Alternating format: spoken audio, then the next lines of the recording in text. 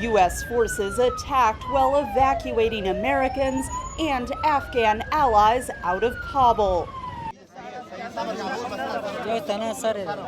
bringing the U.S. involvement in Afghanistan to a close nearly 2 decades after the U.S. Congress gave the White House the power to wage war there.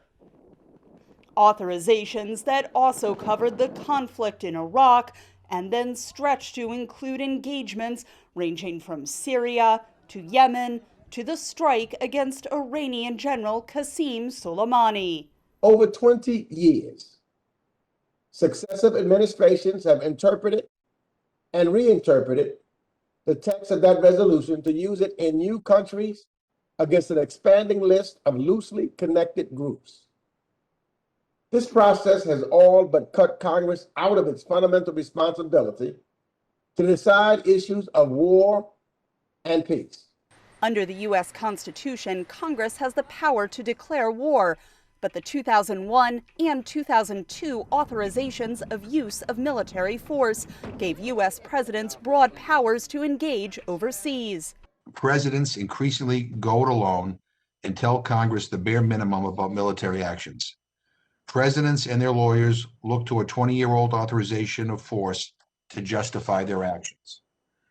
If we do nothing, we shouldn't be surprised by the outcome.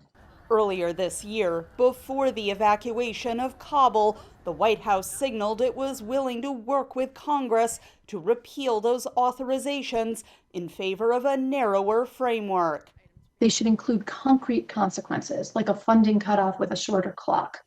Put the president and executive branch officials on notice from the outset that if they can't get congressional support for their actions, their funding has an expiration date. Past efforts to repeal the authorizations have met with opposition from presidents on both sides of the aisle, as well as Republican criticism it could hamper the U.S. response to terrorist threats. We have the same goal here.